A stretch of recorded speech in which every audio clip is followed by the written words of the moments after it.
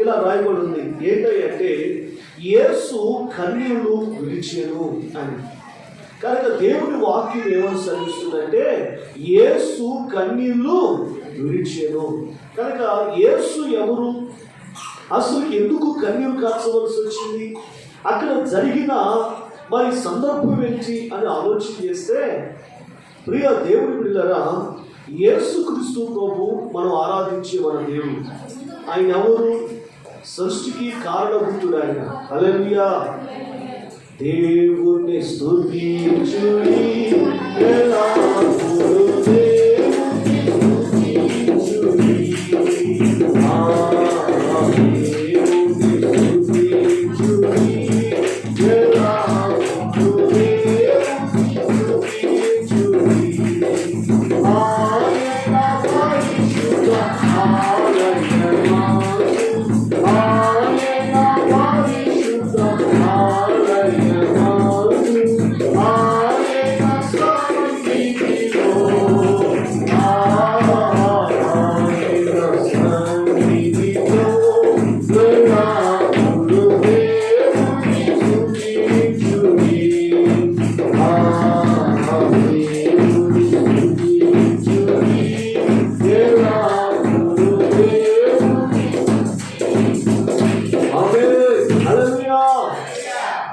ప్రభునందు ప్రియమైన దేవుని బిడ్డలారా, ఈ యేసుక్రీస్తు ప్రభువు ఎవరై అంటే సృష్టికర్త.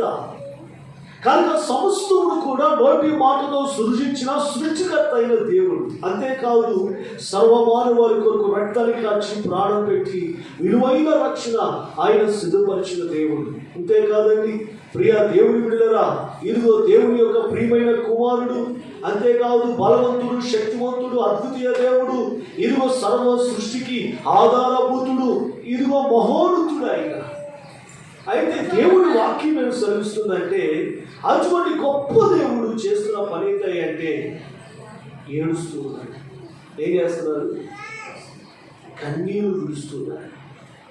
ప్రియ దేవుడి బిడ్డలారా, కన్నీళ్లు మనం విడవడానికి ఒక కారణం ఉంటుంది, యేసయ్య కన్నీళ్లు విడవడానికి ఒక కారణం ఉంటుంది. కనుక యేసయ్య ఇదిగో మనం కన్నీళ్లు కాలుస్తాం. ఎందుకో తెలుసా? ప్రతి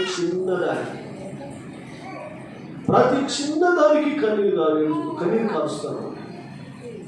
తోడుకోలు ఏమనన్నా, అత్త ఏమనన్నా, లేకపోతే భర్త ఏమి లేకపోయినా, ప్రియ దేవుడి బిడ్డలారా, చీటికి మాటికి, చిన్నదానికి పెద్దదానికి ఓరకి ఎడుతూ ఉంటారు. కనుక ఓరకి ఏడుస్తూ ఉంటారు. కొంతమంది ముసలి కన్నీరు కలుపుతారు. ఏదండి వాస్తవానికి కన్నీరు కాదు, కావాలని ఓరకి ఎడుతారు. అట్లా కొంతమంది ఏమో ఓరకనే ఎడుతారు, చీటికి ఓరకనే ఏదైనా అనంగానే ఎడుతూ ఉంటారు. ప్రియ దేవుడి బిడ్డలారా, ఇంకా మనం గమనించినట్లయితే చాలామంది అంటారు, ఒరే వేటురా బాబు, ఆడపిల్లలాగా ఏడుతూ ఉంటారు. ఇంకా ఆడవాళ్ళ గురించి చెప్పాల్సిన పని లేదు, ఎందుకంటే ఓరకనే ఏడిపోతున్నారు. అలాగే మరి మొక్కలకు కూడా ఏదో సందర్భంలో ఏడుపు వస్తూ ఉంటుంది. అయితే మనం రక్త మాంసం కలిగిన వారు కనుక, మాంస సముద్రులు కనుక మనకి ఏడుపు రావడం సహజం. కనుక ఈ లోకంలో ఉండగా సుఖము, దుఃఖము, సంతోషము, బాధలు కనుక ఇవన్నీ ఎదురవుతూ ఉంటాయి. కనుక సంతోషం వచ్చినప్పుడు నవ్వుతాం, బాధ వచ్చినప్పుడు ఏడుస్తాం. ఇవి మనకు సహజం. కనుక ఇవన్నీ మనకు సహజమే. కానీ మన దేవునికి యేసుక్రీస్తు ప్రభువు కన్నీరు కార్చాడు. ఆయన తన కన్నీటిని ఇది ఆయన కన్నీరు విడిచెను అని దేవుని వాక్యం సెలవిస్తుంది. అసలు ఆయన కన్నీరు కార్చవలసిన అవసరం ఏంటంటే, మనకంటే భర్త ఏదో తేలేదని ఏడుస్తాం, మనమంటే ఏదో చేయలేకపోతున్నామని ఏడుస్తాం, మనకంటే అనారోగ్యం వస్తుంది, మనకంటే కష్టాలు వస్తాయి కనుక మనం ఏడుస్తాం. మరి ఆయన దేవుడు కదా, ఆయన ఏడవలసిన అవసరం ఏంటి?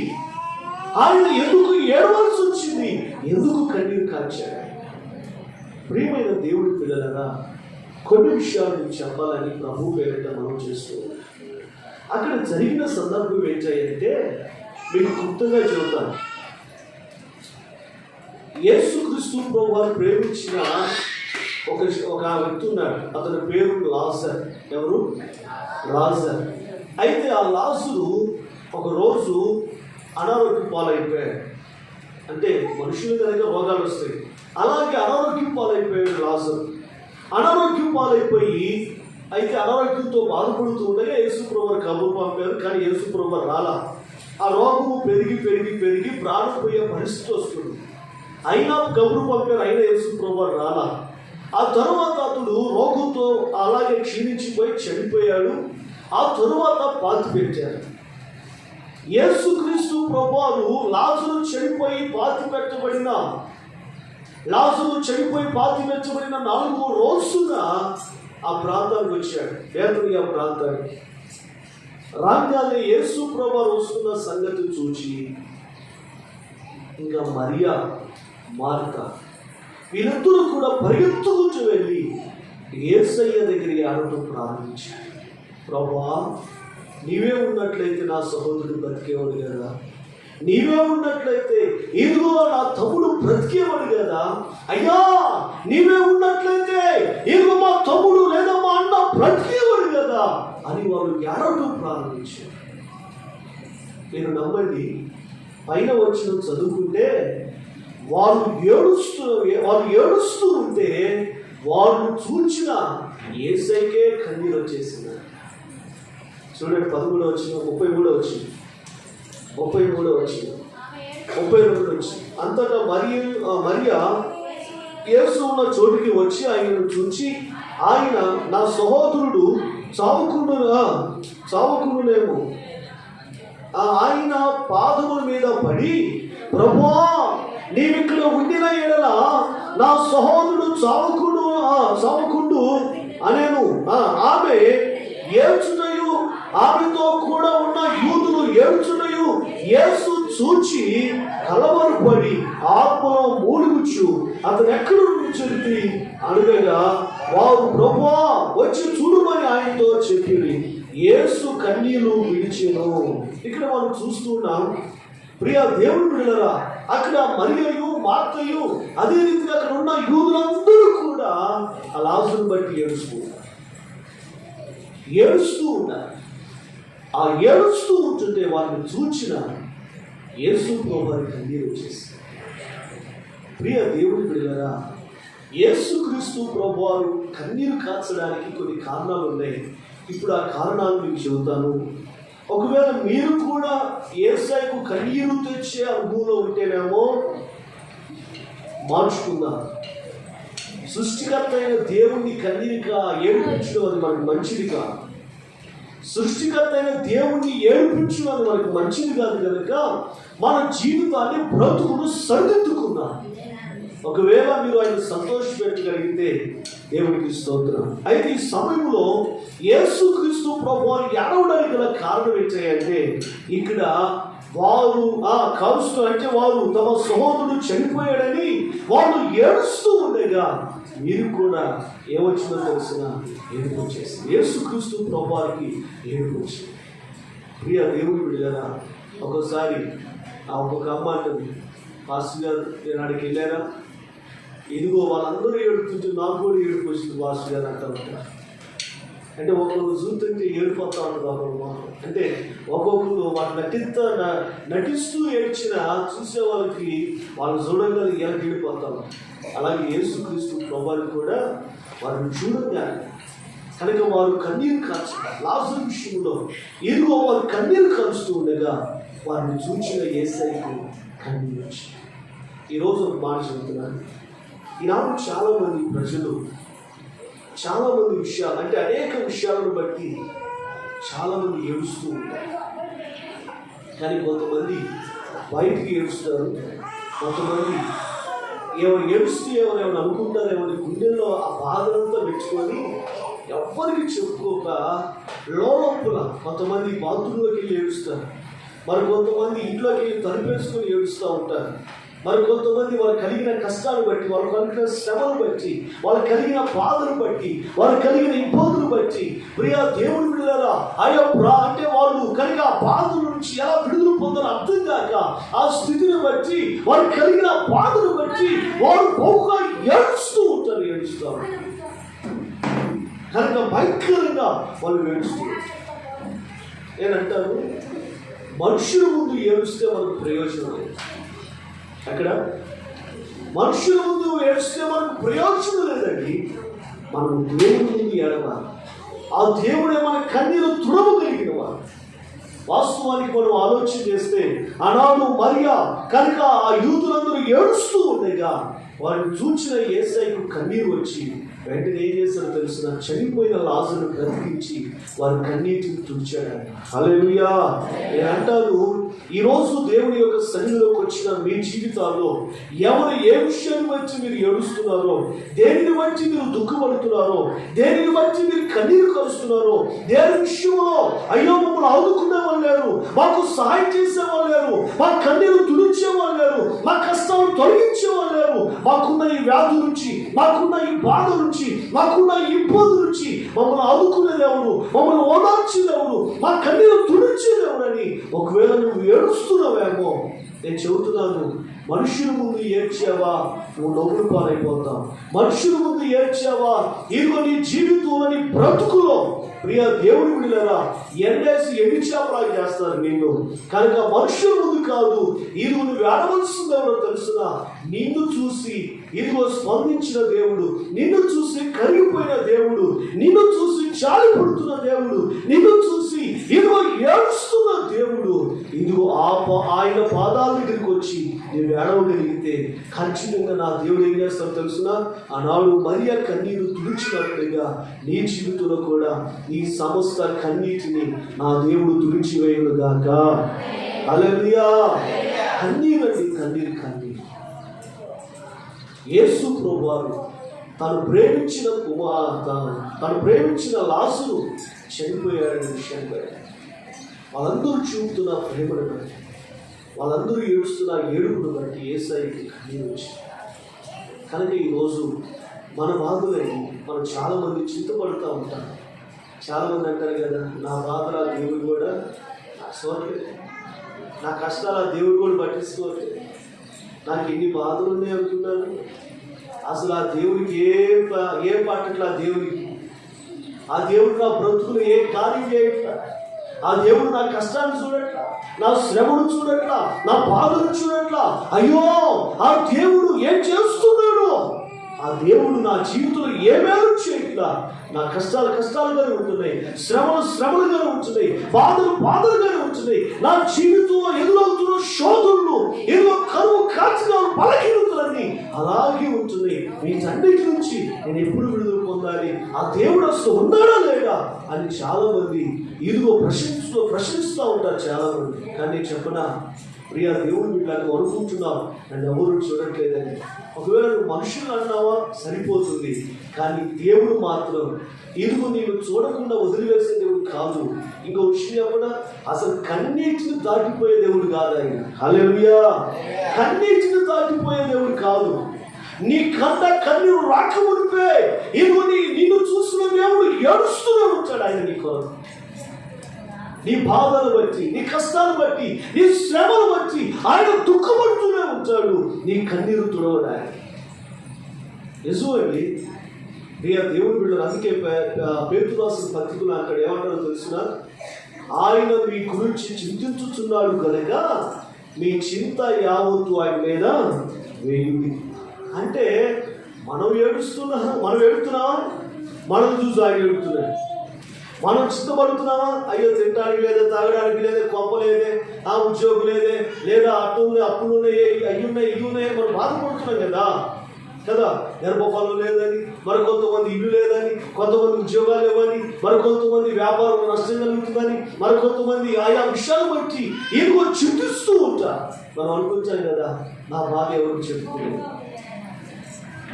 మనుషులు చెప్పుకోకపోయినా పర్వాలేదు, కానీ ప్రియ దేవుడు బిడ్డలారా, నిన్ను చూసి నువ్వు చింతించుట చూచి నీ కొరకు ముందుగానే చింతపడుతున్న యేసయ్య అయితే నువ్వేం చేయాలో తెలుసునా?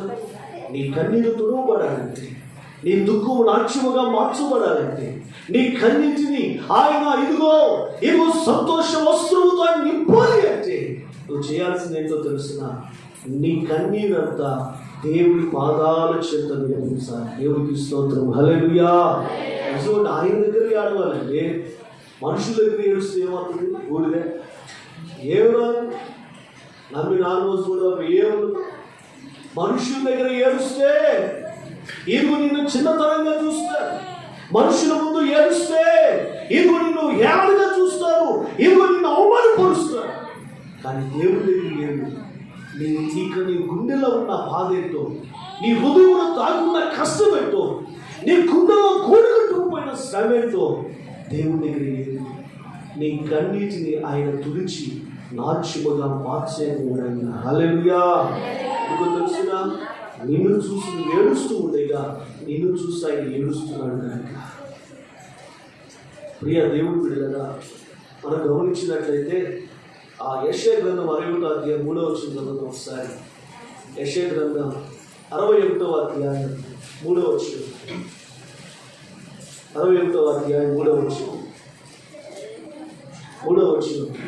సియోనులో దుఃఖించు వారికి ఉల్లాస వస్త్రమును ధరింప చేయుటకును, బూడిదకు ప్రతిగా భూదండను, దుఃఖమునకు ప్రతిగా ఆనంద తైలమును, భారభరితమైన ఆత్మకు ప్రతిగా స్తుతి వస్త్రమును వారికి ఇచ్చుటకు ఆయన నన్ను పంపి ఉన్నాడు. దేవునికి స్తోత్రం, హల్లెలూయా. కనుక ఈ మాట ఎవరంటున్నారంటే యేసుక్రీస్తు ప్రభువు. కనుక దేవుడు శ్రమిస్తున్నారు. ఆయన ఎందుకు ఈ లోకానికి వచ్చాడంటే నీ దుఃఖములకు ప్రతిగా సంతోష వస్త్రాన్ని ఇవ్వడానికి, నీ కన్నీరును తుడిచి నీకు నాట్యాన్ని కలిగించడానికి, నీ ముఖముల దుఃఖాన్ని తీసివేసి సంతోషాన్ని నింపడానికి యేసయ్య మన మధ్యకు వచ్చాడు. కనుక ప్రియ దేవుడి పిల్లరా, మీ గుండెల్లో ఏ విషయాన్ని బట్టి మీరు కుంగిపోతున్నారో, ఏ విషయాన్ని బట్టి మీరు బాధపడుతున్నారో, ఇదిగో యేసయ్య పాదాల దగ్గరికి రాని, యేసుక్రీస్తు ప్రభు పాదాల చెంతకు చేరి ఆయన పాదాల చెంత కన్నీరు కారణమని మనం ఎదుగుతాం కదా. అన్న ఎక్కడికి వచ్చింది? దేవుడి సన్నిధికి. అన్న దేవుడి సన్నిధికి వచ్చి కన్నీరు విడిచినప్పుడు తన కన్నీటిని ఎవరు జ్ఞాపకం చేస్తున్నారో తెలుసునా? దేవుడు జ్ఞాపకం చేస్తున్నాడు. దేవుడి సన్నిధిలో కన్నీరు కాచింది, వాగ్దానాన్ని పొందుకొని మరి ఎన్నడూ దుఃఖముఖమై ఉండుట మానేసి ఎప్పుడు దుఃఖం లేదు తనలో. కనుక ప్రియ దేవుడి బిడ్డలారా, ఈరోజు కష్టాలు, బలహీనతలు, శ్రమలు ఏమున్నా ఈ దేవుడి పాదాల దగ్గరికి రండి. యేసుక్రీస్తు ప్రభు పాదాల దగ్గరికి వచ్చి ఆయన దగ్గర మీ కన్నీరు కార్చండి. ఖచ్చితంగా మీ కష్టాలని, శ్రమలని, బాధలని, ఇరుకులని, ఇబ్బందులన్నీ అన్నీ తొలగించి మీ జీవితంలో ఆయన గొప్ప కార్యం చేస్తారని. హల్లెలూయా. గొప్ప కార్యం చేస్తారు. చాలామంది అంటారు, పాస్టర్ గారు మాకు కష్టాలు మా కోసం ప్రార్థన చేయాలంటారు. ప్రియ దేవుడి బిడ్డలారా, మేము ఉపవాసాలకి కడుపుగాల్సిన ప్రార్థన చేయాలంటే వాళ్ళేమో చక్కగా కడుపు మీద నేను టీవీ ముందు కూర్చొని పక్కపక్కన అవుతారన్నా, పక్కపక్కన అవుతున్నారు సొమ్మిది పోయినా. కనుక మేమేమో వాళ్ళ కష్టాన్ని మా కష్టంగా భావించి ఏడుస్తుంటే వాళ్ళేమో ప్రియ దేవుడి బిడ్డ టీవీ ముందు కూర్చొని ఆ సీరియల్ చూస్తా ఇంట్లో ఉంటా ఉంటారు. వాళ్ళ కనపడేవాడికి పాస్టర్ మా కోసం ప్రార్థన చేస్తున్నావా? నేను చెబుతున్నాను, మేము ప్రార్థన చేయడం కాదండి. నేను చెబుతున్నా అంటే మా బాధ్యత ఏంటంటే ప్రార్థన చేస్తున్నాం, కానీ మా ప్రార్థన కంటే మీ ప్రార్థనకి దేవుడు ఎక్కువ జవాబిస్తాం. మేము అడిగేదానికంటే మీరు అడుగుతూ ఉండగా దేవుడి కార్యాలు చేస్తారు. ఎందుకంటే మీరు అడగాలని ప్రభు ఆశ. మీరు ప్రభు సన్నిధిలో కన్నీరు కాచి ప్రభుని బ్రతుకుకోవాలని, ప్రభుని వేడుకోవాలని ఆయన ఆశ. అందుకే మీరు ఆయన దగ్గరికి వచ్చి ఆయన మొరపెడితే ఆయన మీ జీవితంలో కార్యం చేయాలని ఆయన తప్పిస్తున్నాడు. కనుక మీకు ఏ కష్టం ఉన్నా ప్రభుని అడిగాను. అర్థమవుతుందా? ప్రియ దేవుడి బిడ్డలారా, నేను వచ్చి ప్రార్థన చేయడం కంటే మీరే పరమ వైద్యుడైన దేవుని దగ్గరికి, సర్వాధికారి అయిన దేవుని యొద్దకి, సర్వము చేయగలిగిన శక్తివంతుడైన యేసయ్య దగ్గరికి వచ్చి మీరు మొరపెట్టుకోగలిగితే, ఒక్క మాట మీ నోట రాగలిగితే, ఆ మాటను ఆమేన్ అని స్థిరపరిచి ఈ జీవితంలో జరుగునా అనుకున్న భీకరమైన కార్యాలు కూడా నా యేసు ఆశ్చర్యకరంగా జరిగించునుగాక. హల్లెలూయా. అందుకే మీరు దేవుని ఎదుకు రావాలి, కనీవు కరవని ప్రభు పాదాలు చేయాలి. ప్రియ దేవుని బిడ్డలారా, కనుక యేసుక్రీస్తు వారి యొక్క కలిగి ఉన్న శ్రమను గురించి ఏడుస్తూ ఉన్నారు. వారి శ్రమను తొలగించి వారికి సంతోషాన్ని కలిగించారు. అయితే యేసు ప్రభు వారు కన్నీరు కాల్చడానికి మరి కొన్ని కారణాలు ఉన్నాయి. అవేంటో తెలుసునా? మనల్ని చూసి దేవుడు ఏడవడానికి, సృష్టికర్త అయిన దేవుడు, సర్వత్రియామి అయిన దేవుడు, ఏదో సృష్టి అంతటికి ఆధారభూతుడైన ఏదో సర్వశక్తి గల దేవుడు ఆయన కన్నీరు కాల్చుతున్నాడు. ఆయన కన్నీరు కాల్చడానికి కారణాలు ఏంటో తెలుసునా? కొన్ని విషయాలు చెబుతాను.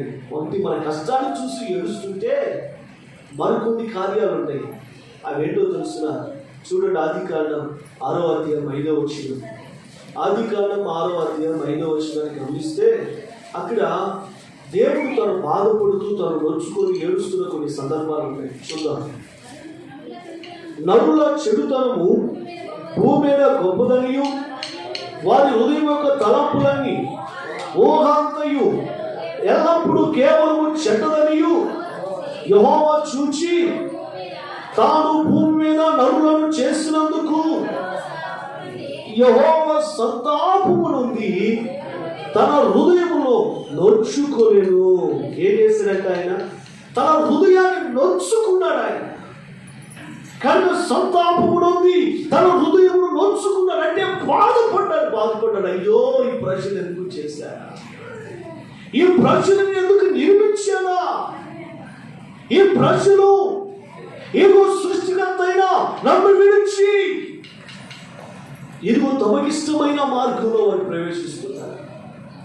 తమకిష్టం వచ్చినట్లుగా, తమకు తోచినట్లుగా, తాము ఇదిగో ఎలా నడవాలనుకున్నారో అలా నడుస్తూ వారు బ్రతుకుతూ ఉన్నారే.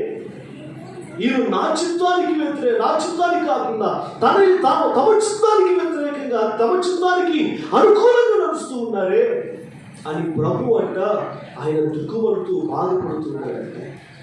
ప్రియ దేవుని బిడ్డలారా, ఈ లోకంలో చాలా మంది దేవుడు నన్ను చేశాడు, నా జీవితంలో ఎన్నో కార్యాలు చేశారు అని అంటారు. కానీ వారి జీవితంలో దేవునికి అయస్కరమైనవి, దేవునికి బాధ కలిగించేది, దేవునికి దుఃఖాన్ని కలిగించే కార్యాలు మాత్రం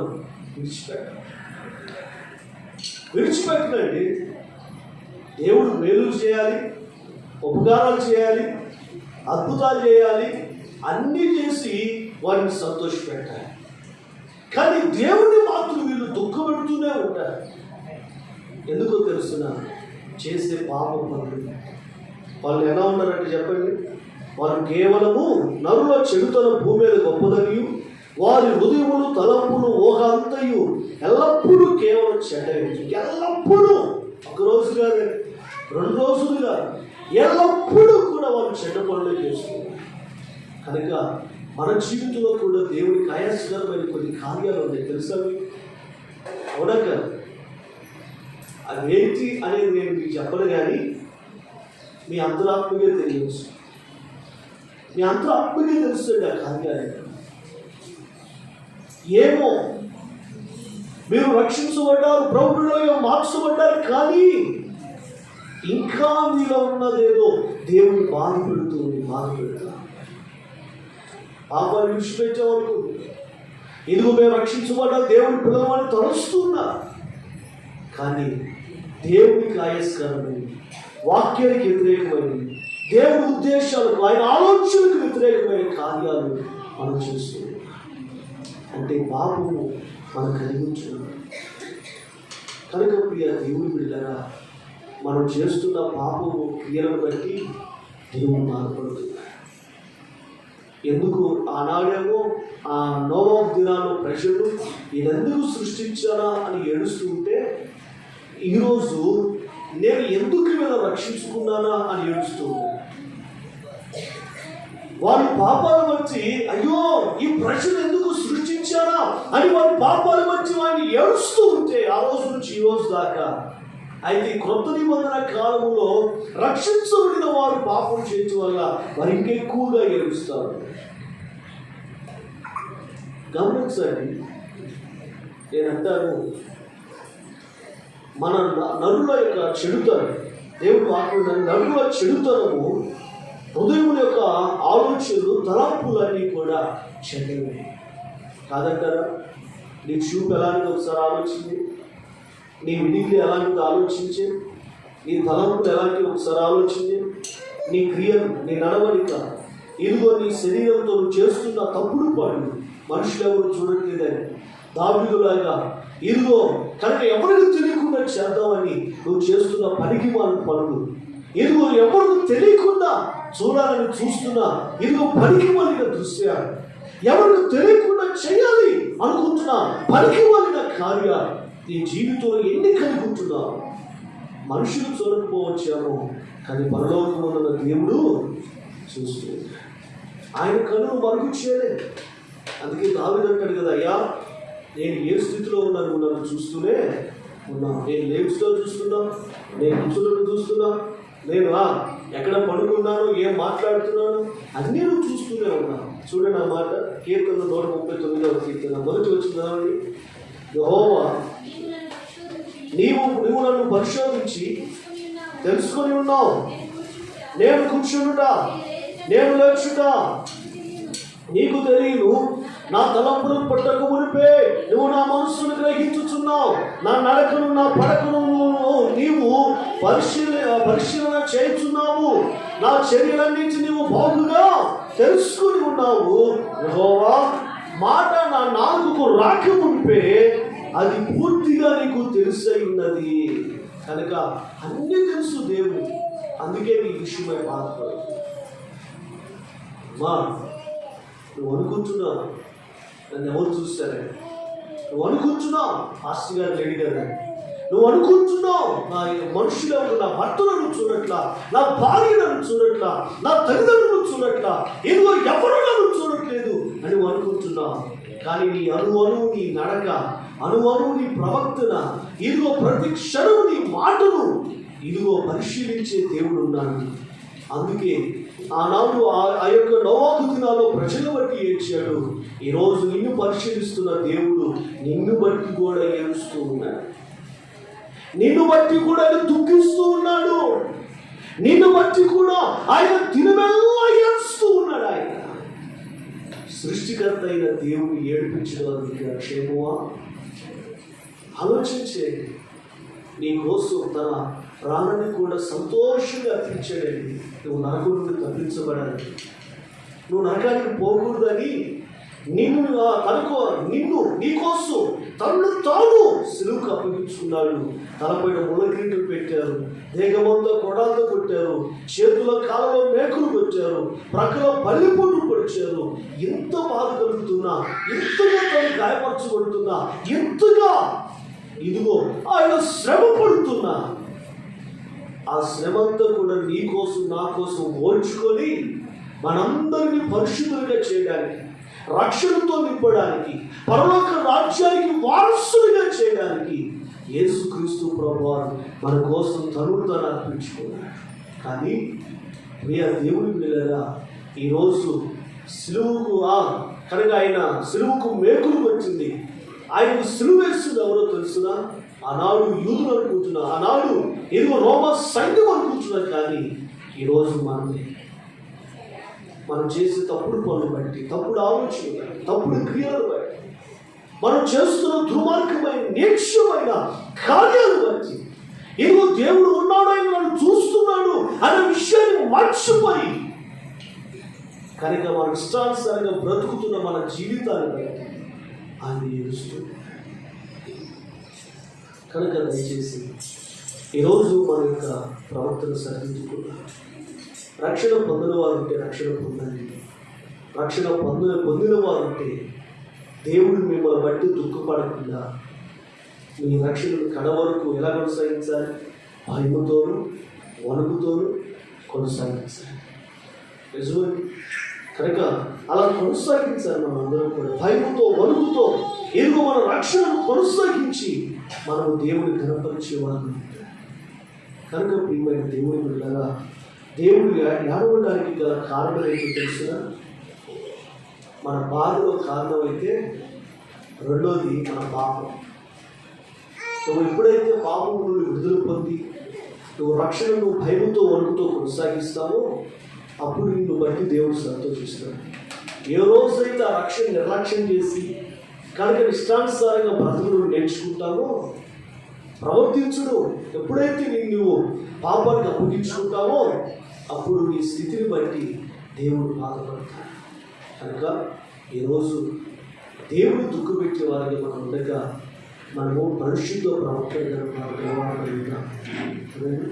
చాలామంది ఇప్పటికీ సీరియల్ మాట్లాడంటారా? అమ్మో, ఆ సీరియల్ మాత్రమే మానవ కనివాళ్ళు ఎంతమంది.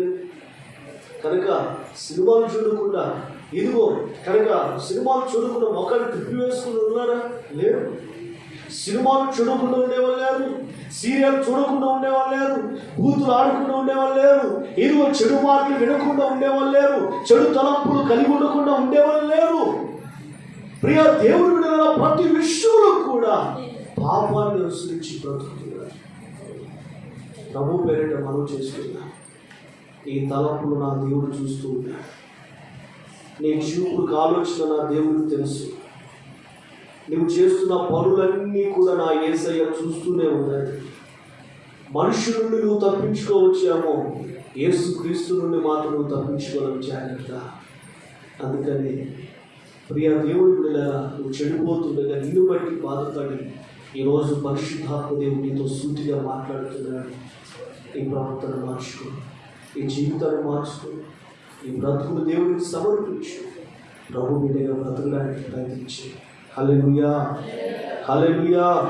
కనుక మూడో విషయం, దేవుడు ఎందుకు కన్నీరు కారుస్తున్నాడో తెలుసునా మీకు? ఎందుకు తను బాధపడుతున్నాడో తెలుసా? ఆయన దేవుడైంది కూడా ఏడవడానికి, దుఃఖపడడానికి, బాధపడడానికి కారణం ఏంటో తెలుసునా?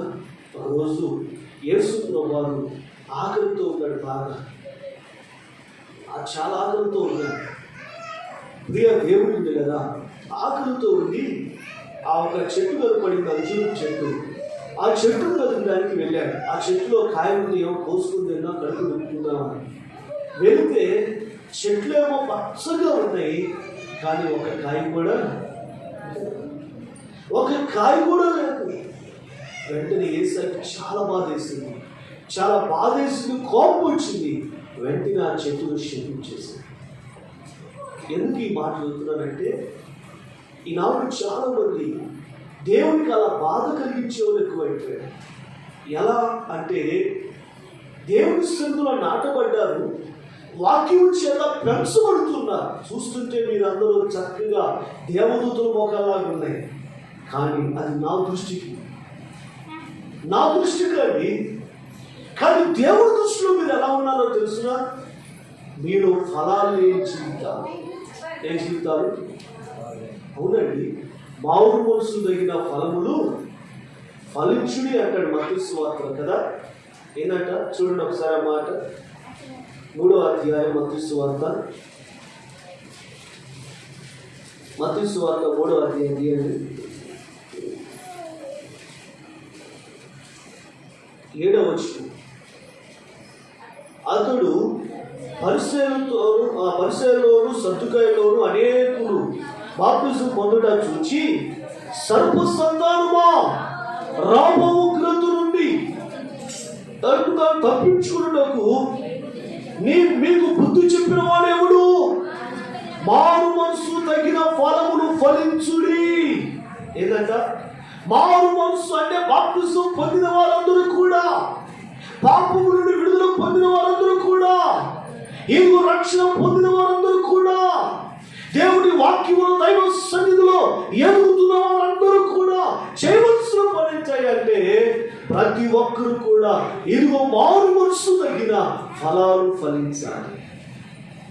మేము ఫలించమండి, మాకు ఫలాలు అవసరంలా, మేము ఫలించం, మేము ఇంతే ఉంటాం అని అంటారా? దేవుడి వాక్యం ఏముందో తెలుసునా? ఒకసారి ప్రియ దేవుడి బిడ్డలారా, 10వ వచనం చదువుదాం మనం అందరం. ఇప్పుడే గొడ్డలి చెట్ల వేరున ఉంచబడినది కనుక మంచి ఫలములు ఫలింపని ప్రతి చెట్టును నరకబడి అగ్నిలో వేయబడును. హల్లెలూయా. మంచి ఫలములు ఫలించని ప్రతి చెట్టు కూడా అగ్నిలో వేయబడుతుందంట. ఈరోజు ఫలించట్లేదు అంటే ఈ పరిస్థితి తర్వాత ఈ స్థితి ఏంటో తెలుసునా? నరకబడి అగ్నిలో వేయించింది. నరకబడటం అంటే నేను షెడ్లా పాస్ గారిని అడగటం, దేవుడు వచ్చి గొడవ తీసుకుని అడుగుతాడా? అది కాదు, ఏం లేదు. ఒక్కసారి నీ దగ్గర ఉన్న దీపస్తంభాన్ని ఎత్తైతే నీ ప్రాణం గాలి కలిసిపోతుంది. ఇంకా అంతే కదండి. అంజూరపు చెట్టులో ద్రాక్ష వనంలో అంజూరపు చెట్టు ఒకటి నాటాడు. అది 1 సంవత్సరం, 2 సంవత్సరాలు, 3 సంవత్సరాలు చూసినా ఫలాలు ఫలించట్లా. అందుకని యజమాని వచ్చి తోటమాలితో అంటాడు, తోటమాలి ఈ చెట్టును వెంటనే నరికిపోయాడు. ఎందుకంటే దీనివల్ల భూమి వ్యర్థమైపోతుంది, సాగు వ్యర్థమైపోతుంది కనుక ఏమో దీన్ని నరికాయి అని దాన్ని నరికి అగ్నిలో వేసేసాడు. నేను అంటాను, మీలో మామూలు మనసు తగిన ఫలాలు లేకపోతే 1 సంవత్సరం చూస్తాడు, 2 సంవత్సరాలు చూస్తాడు, 3 సంవత్సరాలు చూస్తాడు. ఇలా తర్వాత ఏంటో తెలిసిన నరికి అగ్నిలో విసిరేస్తాడు. ఎందుకు మంచి ఫలాలు ఏంటి? ఫలాలు ఏంటి? మామూలు మనసు తగిన ఫలాలు అంటున్నాడు. ఏంటి ఆ మామూలు మనసు తగిన ఫలాలు?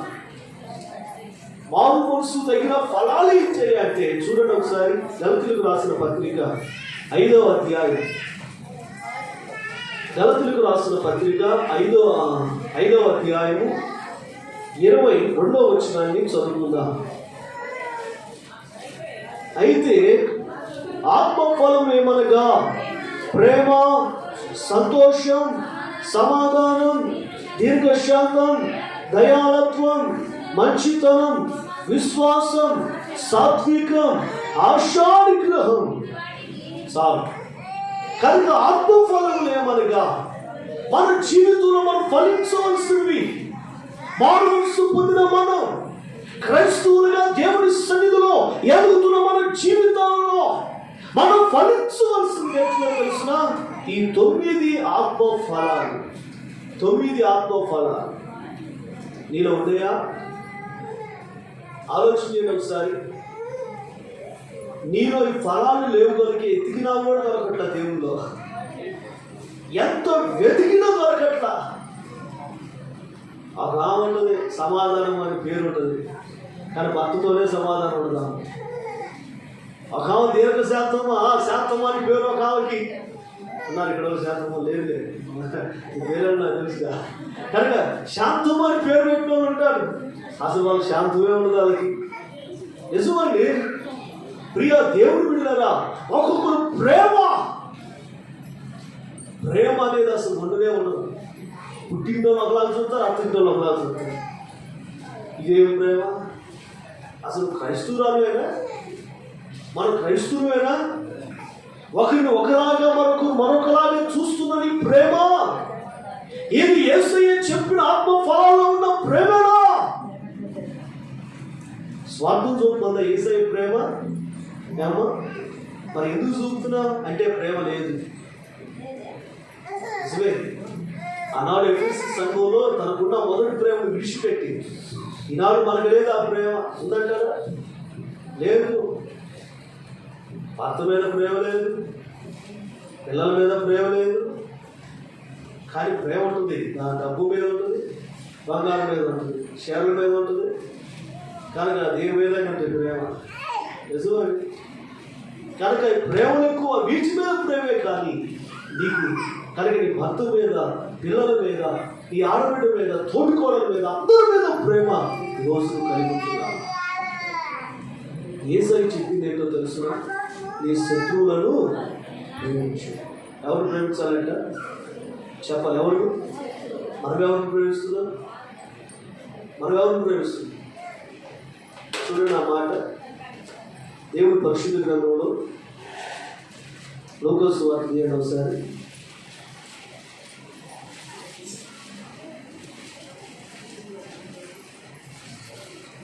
క్షమించండి ఒకసారి. దేవుని పరిశుద్ధ గ్రంథంలో మత్తయి సువార్త మీద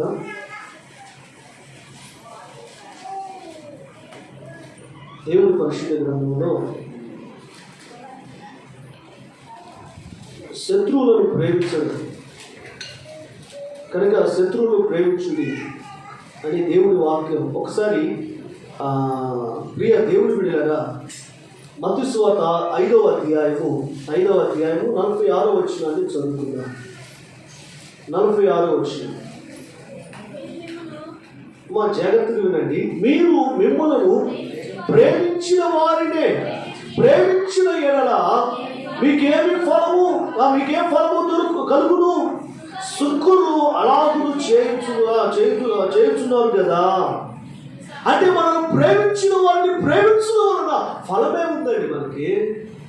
చాలామంది కదా, నువ్వు కోరైతే నేను కోరేస్తా, నువ్వు అన్నం మా ఇంటికి వచ్చా, నీ ఇంటికి వచ్చి వచ్చినప్పుడు అన్నం పెడితే మా ఇంటికి వచ్చినప్పుడు అన్నం పెడతా. అది ప్రేమ. అంటే ప్రియ దేవుడు పెట్టులోడికి పెట్టితే ఆ పెట్టులోడికి ప్రేమ. నిజం. బదులు ఇక నా ఫలం అంతటితోనే బాధ.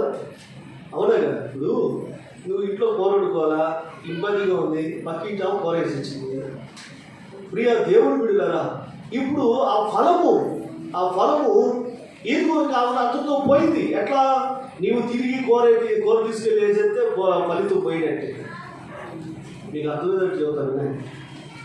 ఇక ఆల్రెడీ అర్థమై ఉంటుంది. మనం ఇప్పుడు ఒకరి బాధలో ఉన్నారని ఎరిగి ఏదైనా వారికి సహాయం చేశారు. సహాయం చేసినప్పుడు ప్రియ దేవుడి వీళ్ళలో సహాయం పొంది నీకు ఇబ్బంది కలిగినప్పుడు నీకు నేను సహాయం చేశానుగా, నువ్వు నాకు ఎందుకు సహాయం చేయు?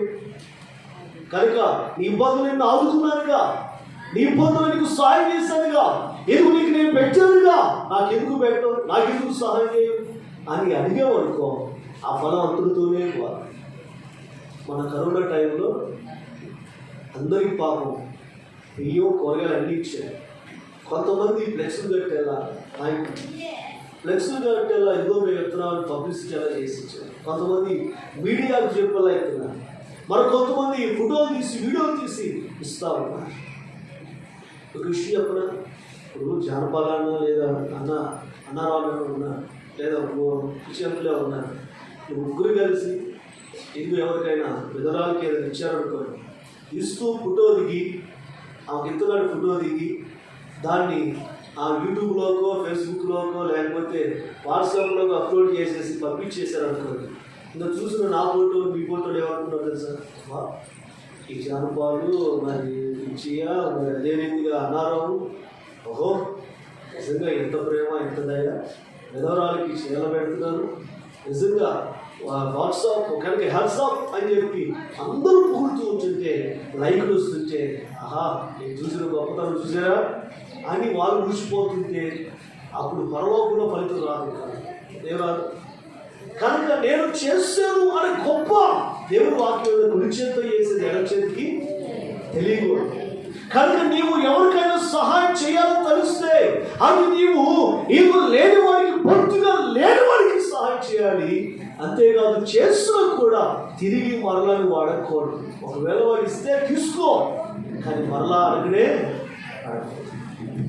కనుక నీవు ప్రేమించిన వారికి ప్రేమించిన గొప్పే ఉంది. శత్రువును ప్రేమించి వారు ఆపదలు ఉన్నప్పుడు ఆదుకో, నీ ప్రేమ వాళ్ళు పట్టుకుంటుంది. దేవునికి స్తోత్రం. హల్లెలూయా. కనుక నేను అంటున్నాను, క్రైస్తవుల్లో మనం ఉండవలసిన ఫలాలు ఏంటో తెలుస్తున్నా? ఇదిగో ఇవే: ప్రేమ, సంతోషం, సమాధానం, దీర్ఘశాంతం, దయాలత్వం, మంచితనం. అబ్బా, ఈ మంచితనం గురించి చూస్తే పదే ఉంటుంది. మంచితనం పక్కన పెట్టి మిమ్మల్ని పక్కన పెడితే గాల్లో తేలాడుతూ ఉంటారు. నిజమండి, తేలిపోతారు గాల్లో. మీరు అంటాడు కదా, మేనే టేకి అంటే దాని అర్థం ఏంటి? నేను త్రాసులో వేస్తే నువ్వేమైపోయావు? తేలిపోయావు నాయనా, నీ రాజ్యం నీ చేతిలోని ఎత్తేయబడుతుంది.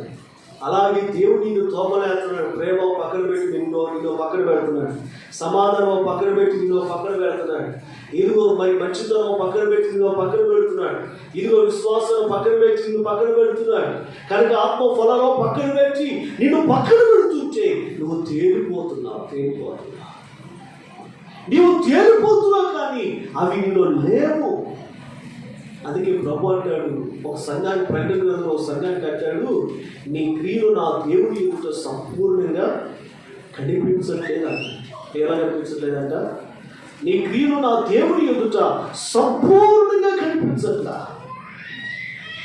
ప్రియ దేవుని బిడ్డలారా, కనుక ఏదో సగం భక్తి, సగం ఒక అన్యుడుకున్న ప్రేమ కూడా మనకు ఉన్నట్ట.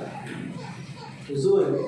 ఒక మాట చెప్పడం, ఒకరోజు ఒక మాస్టర్ గారు పిల్లగాడిని పిలిచి, అరే పలానా విశ్వాస ఇంట్లో నిచ్చిన దేవయ్యా అని చెప్పేసి పంపించాడు. పంపిస్తే వాడు వెళ్ళి, ఆంటీ మీ ఇంట్లో నిచ్చిన ఉందంటగా పాస్టర్ గారు చెప్పాడు, తీసుకురామన్నాడు అని అంటే వాళ్ళ నానే పాస్టర్ గారు, మా డాడీ చెప్పాడు మీ దగ్గర నిచ్చిన ఉందని తీసుకురా అంటే, అయ్యో మా దగ్గర నిచ్చిన యాడదరా, అది ఎప్పుడో ఇరిగిపోయింది, ఎప్పుడో పొయ్యిలో కూడా వెళ్ళిపోయింది, అది లేదు నిచ్చిన అని చెబుతుంది. అవునా అని చెప్పి వాడు వెనక తిరిగి వస్తుంటే దారిలో ఆంటీ వాళ్ళ ఆయన కనపడ్డాడు.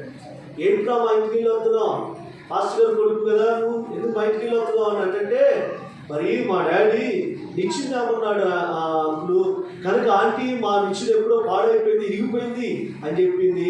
అనగా అది చెప్పిందా నీకు, అలా చెప్పిందా అని చెప్పిందా, ఎంతారా అని చెప్పి ఆ తాగుబోతుడండి, ఆ తాగుబోతుడు ఇంట్లోకి వెళ్ళి అటక మీద ఉన్న నిచ్చిన తీసుకొచ్చి ఇచ్చాడు. ఏమెవరు ఆదివారం రాగానే సంగతి బైబిల్ పెట్టుకుని వచ్చే తల్లి రాగానే పాట పాడింది, ప్రార్థన చేసింది, భక్తి పూర్వాలు, కానీ ప్రేమ లేదు, మంచితనం లేదు, ఒకరు పెట్టే బుద్ధి లేదండి, నిచ్చిన అరిగిపోతా కరిగిపోతా, అంతలోనే అంత అబద్ధం ఆడతారు. చూడ మరి వీరిలో ఎవరు శ్రేష్ఠులు చెప్పండి. తాగుబోతులు పొందకపోయినా ఆ తాగుబోతుడి నయం భయంతో, అయ్యో పాస్టర్ గారు కొనిపించారు, పాస్టర్ గారి దగ్గర అబద్ధం ఆడుకుంటుందని ఇచ్చి పంపించారు. కానీ ఆమె మాత్రం చిటికిన అబద్ధం ఆడేసింది. అలాగే కరువు లేరంటే ఇంట్లో ఉంచుకొని కూడా లేదని చెప్పి వాళ్ళు ఉన్నారు. అబద్ధం కోరు ఎగోళ్ళు మామూలు అంటున్నారు మీరు. కనుక అంతేకాదు, ఒకరు బలే తగ్గింపు కూడా ఏంది వినయం అంటే అర్థం ఏంటి? తగ్గింపు. అసలు ఉంటుందా మనలో అది? పై కూర్చో అంటే ఒక భర్తనే మాట, కింద కూర్చోనే పై కూర్చుంటా పెట్టుకుందిరా సీరియల్ అవుతుంది. ఎంత తగ్గింపు, ఎంత విధేయత. నిజంగా ఆనాడు పాపం పిచ్చి మొక్కలకి ఆ తల్లికి ఏం తెలుసా అండి, భర్తలు అసలు ఈ రోజు గ్రిప్లో పెట్టుకున్నందుకు ఆ రోజు లేకపోతే తెలుసు. ఊరికి వస్తుంటే భర్త అంతా లేచి నిలబడేవాళ్ళు, కాళ్ళకి నీళ్ళు ఇచ్చేవాళ్ళు, నా రాగానే అన్నం పెట్టేవాళ్ళు, చక్కగా మంచి చెడు అంతా చూసుకోవాలి. ఇప్పుడు అంతా భారీకి చేస్తున్నారు. అది స్తోత్రం, అది తిరిగి భారీకి చేయాల్సి వస్తుంది ఇప్పుడు. అంటే ఎంతగా మీరు హెచ్చించుకుంటున్నారో ఒకసారి ఆలోచించి. దేవుడి పిల్లలైన వారు తగ్గింపు కలిగిస్తారు. వినయము, విధేయత, దీర్ఘశాంతం, దయాలత్వం, మంచితనం, ఆశానిగ్రహం. ఆశానిగ్రహం అంటే ఏంటో తెలుసునా? మనం విగ్రహించుకోవాలి. అర్థమవుతుందా? వారు సీనా మార్గాలు వెళ్తుంటే ఎంతమంది అవుతారు?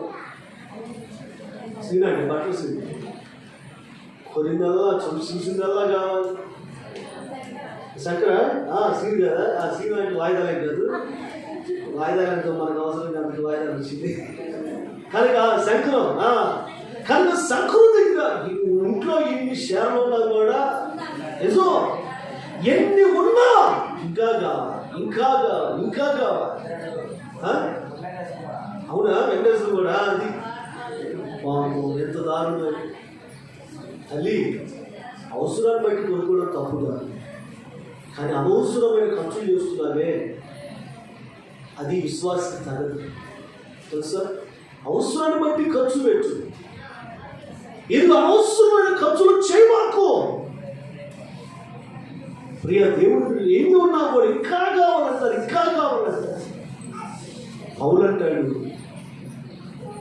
పౌలంటాడు సంతృప్తి కలిగిన మనసు నేను కలిగి ఉన్నా. నేను నా జీవితంలో నేను లేబులో ఉన్నాను, సమృద్ధిలో ఉన్నాను. నేను ఏ స్థితిలో ఉన్నా సంతృప్తి కలిగి ఉన్నాను అంటాడు. ఈరోజు నీకు గుర్తుందా ఆ నిగ్రహం? ఇంట్లో భర్త సంపాదించినంత నువ్వు ఖర్చు పెట్టేదా? ఆలోచన చేస్తున్నారు ఎప్పుడైనా? వీటికి ఆలోచన చేయదు. షేర్లకి, బట్టలకి, బంగారానికి, ప్రియ దేవుడు బిడ్డలను తెంచడానికి, కుంభకురులాగా తెంచడానికి ఎన్నిటికీ లెక్క చేయరు. కానీ దేవుని కానుకయాలన్నా, మందిరానికి ఏమైనా చేయాలన్నా ఎంత ఆలోచిస్తారో కదా, ఎంతగా ఆలోచిస్తారో. ప్రియ దేవుని బిడ్డలను చర్చి ఫండ్ కట్టాలని, చర్చి ఫండ్ నెలకి ఇవ్వండి, కనుక రోజుకి 50 రూపాయలు లెక్కన, నెలకి 1500 లెక్కన ఇవ్వండి అన్నాడు. పోయిన వారం అంతా, జనవారం అంతా ఒక్కరు ఇచ్చారు. మిగతా వాళ్ళ సంగతి ఏదో నాకు అర్థం కాదు.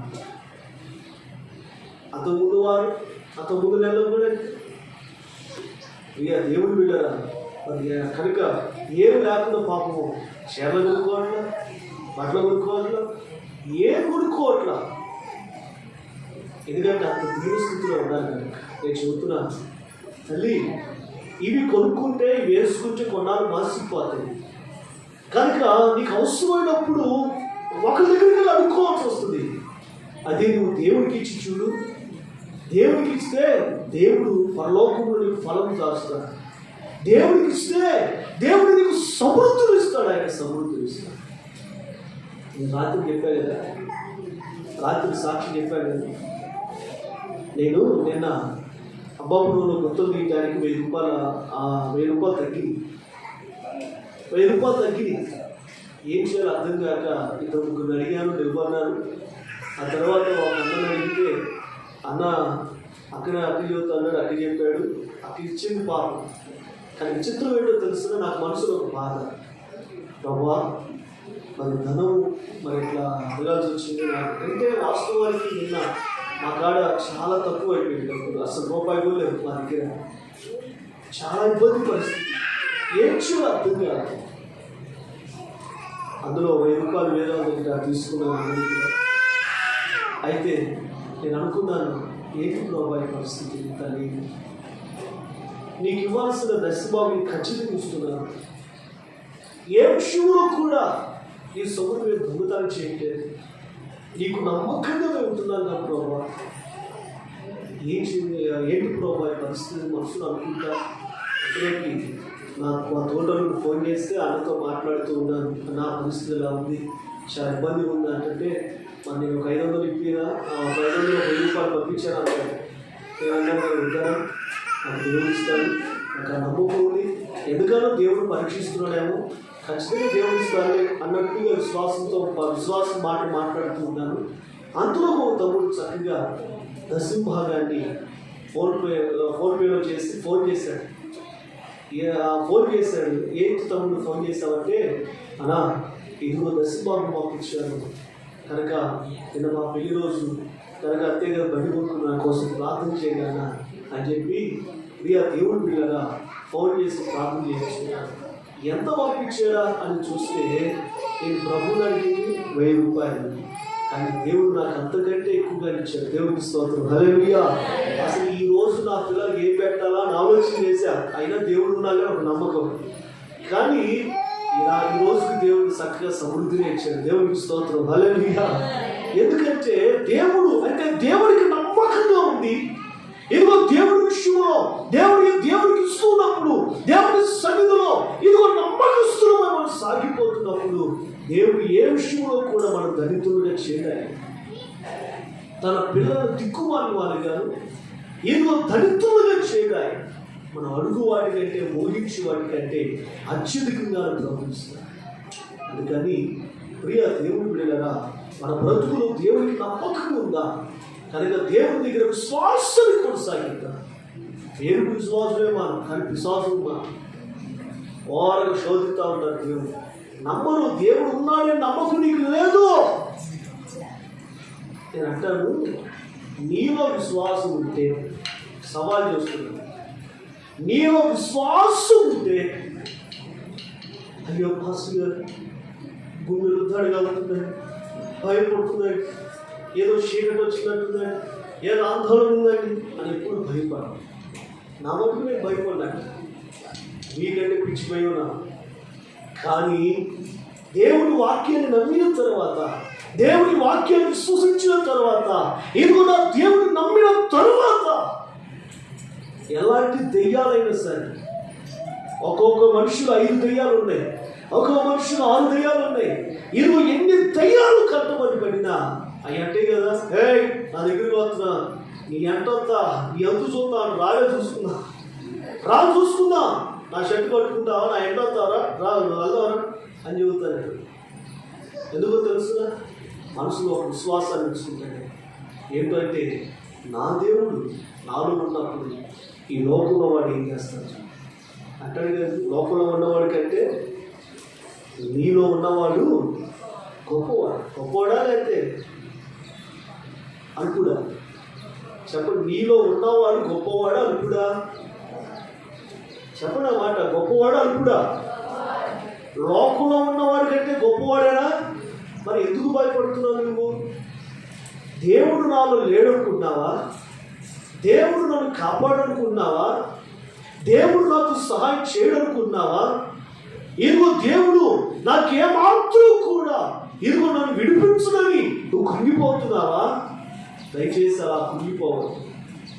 నువ్వు నమ్ముట నీ వలనైతే నమ్మువారికి ఎస్, ఆ నమ్మకం నీలో ఏది? ఆ ప్రశ్న. ప్రియా దేవుడు వెళ్ళాను, ఒక చెల్లికి చెబుతాను, ప్రియా చూసి భయపడుతుంటే చెబుతాను. ఈ మధ్య ఒక చీటి విశ్వాసం భయప్రాంతం చేసింది. అప్పుడు ఒక విశ్వాసం దగ్గరికి వెళ్ళి చెప్పాను, ఒక్కొక్క దగ్గరికి వెళ్ళి వాడు ఎదురుగా నిలబెట్టి మనల్ని భయపెడుతున్నా కూడా ఒకే మాట చెప్పాలి, నువ్వెవరిపై సాతాను, నా దగ్గరికి వచ్చిన పోయిక నుంచి అని గర్తించాలి. వాడిని చూసి భయపడకూడదు, గర్తించాలి. వద్దునా? నేను అంకులు 2,000 అంకులు వస్తుంటే కొన్ని కుక్కలు ఏర్పడుతుంది. అంకులు అంటే పారి అంకులు. ఓ అంకులు పోతే కాదు అంకులు, అవి ఎంటబడినప్పుడు నిలబడాలి అంతే. కుక్కలు ఎంటబడినప్పుడు నిలబడాలి, నిలబడినప్పుడు తోక పురుషులు పోతే బండి ఆపి రాగరా అంటున్నాను కుక్కలు.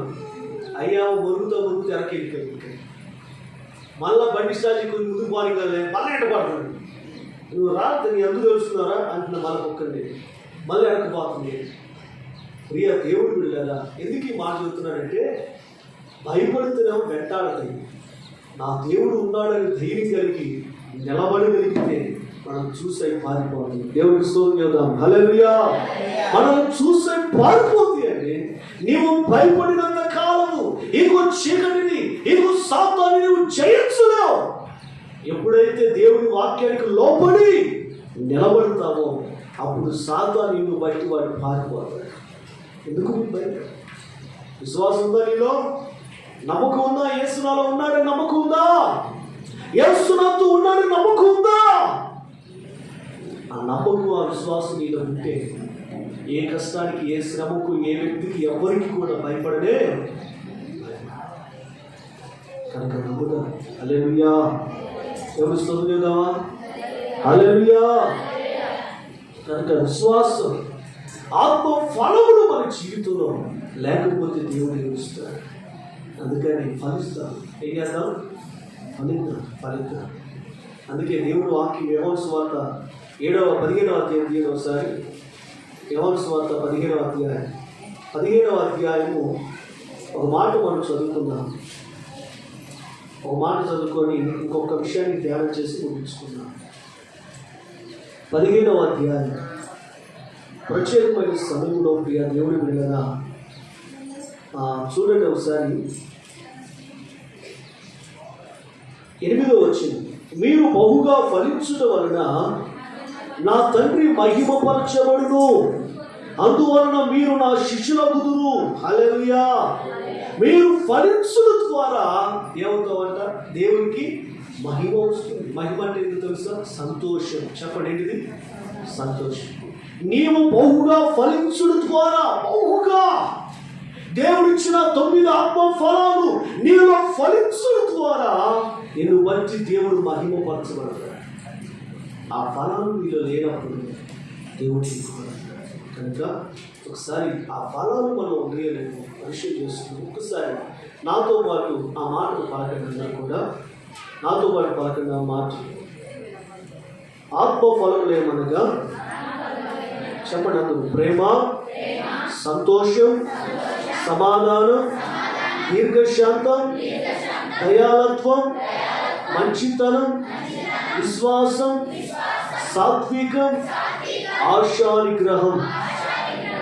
అదవుతుందా? ఈ 9 ఫలాలు మనలో ఫలించునుగాక. హల్లెలూయా. మనం బహుగా ఫలించడం ద్వారా మన దేవుడు మహిమ పరచబడునుగాక. హల్లెలూయా. ఈ సమయంలో కనుక దేవుడు ఎందుకు కన్నీరు కారుస్తాడంటే ఫలించలేకపోతే కన్నీరు కారుస్తాడు. ఇంకా చివరి మాట చెప్పి వాక్యం ముగిస్తాడు. అదేం చేయాలంటే దేవుడు ఏడవడానికి గల కారణం, దుఃఖపడడానికి గల కారణం, బాధపడడానికి గల కారణం ఏంటంటే గుర్తు పెట్టుకోండి. దుష్టులు మరణించడం ద్వారా నాకు సంతోషమా అంటాడు. ఏమంటాడు? దుష్టులు మరణించడం ద్వారా నాకు సంతోషమా అంటే పాపులు మరణించడం దేవుడికి సంతోషం కాదు. అయితే నువ్వేం చేయాలి? పాపులు చనిపోతుంటే యేసై ఏడుస్తున్నాడండి. ఇప్పుడు యేసై ఏడుపు రాకుండా చేయాలి. ఏం చేయాలి చెప్పండి? యేసై ఏడవకుండా చేయాలి. ఏం చేయాలి? నువ్వు నశించిపోతున్న వారిని రక్షించాలి. ఏం చేయాలి? అంతే కదా? నశించిపోతున్న వారిని రక్షించినప్పుడు దేవుడు సంతోషిస్తాడు. అందుకని 99 నీతిమంతుల కంటే ఒక పాపి మారుమనసు పొందుట దేవునికి ఎంతో సంతోషం. వీరిలో ఒక్కరైనా నశించుట నా తండ్రి చిత్తము కాదు. కనుక మనం అందరం చేయవలసిన పని ఏంటంటే దేవుడి యొక్క చిత్తం ఏంటో. కనుక దేవుడి చిత్తం ఏంటి? ఆత్మను రక్షించాలి. ప్రభు కోసం ఆత్మను సంపాదించాలి. ప్రభు కోసం ఎదుగో దేవుడిని సంతోషపెట్టడానికి ఆత్మను రక్షించాలి. ఒక మాట చెప్పడం, పంట వేసిన రైతు ఆ పంట ఫలించకపోతే ఎంత దుఃఖపడతాడు కదా? అవునా కదా? పంట వేసిన రైతు పంట ఫలించకపోతే ఎంతో దుఃఖపడతాడు. ఫలించడం అంటే ఏంటి అర్థం? కాయం కాయం. కనుక నీవు యేసయ్య దైవ సన్నిధిలో నాటాడు. దేవుని సన్నిధిలో నాటబడ్డావు. నీవు దేవుని సన్నిధిలో నాటబడ్డావంటే నీ ద్వారా 10 మంది దేవుని ఎదుకు రావాలి. ఇదిగో నీ కోసం 10 మంది ఆత్మలు నీ ద్వారా రక్షించబడాలి. ఎందుకో తెలుసా? దేవుడు నీవు మాత్రం ఇదిగో ఇతరులను రక్షించడానికి నీవు మాత్రం సోమరమై ఉంటే రేపు వారితో పాటు నీవు కూడా నరకానికి వెళ్ళాల్సి వచ్చించాడు. మీకు విషయం చెప్పండి. కొంతమంది విశ్వాసులు నా మీద కొన్ని అలుగుతూ ఉంటారు. కొంతమంది నా మీద నాకు దూరంగా ఉంటారు.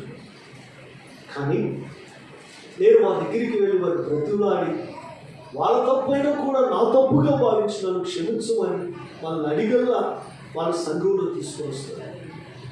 ఎందుకో తెలుసునా? ఎందుకంటే నేను సేవకుడి కదా, ఎందుకు క్షమాపణ అడగాలి? నేను సేవకుడి కదా, ఇతరుని వాళ్ళ తప్పుంచుకొని నన్ను ఎందుకు, నేను ఇతరులని ఎందుకు క్షమాపణ అడగాలని నేను అనుకోను. ఎందుకంటే వాళ్ళు అలా వెళ్ళిపోతే రేపు రోజులు వాళ్ళు నరకానికి వెళితే వారి విషయమై నేను కూడా వారితో పాటు నరకానికి వెళ్ళాల్సి వచ్చాను. అందుకని కనుక ఏదో ఒక రకంగా అవసరమైతే నేను అనుకుంటాను కదా, వాళ్ళు రాకపోతే వాళ్ళు కాళ్ళు పట్టుకోనైనా దేవుడి సన్నిధికి నడిపారు అనుకుంటాను.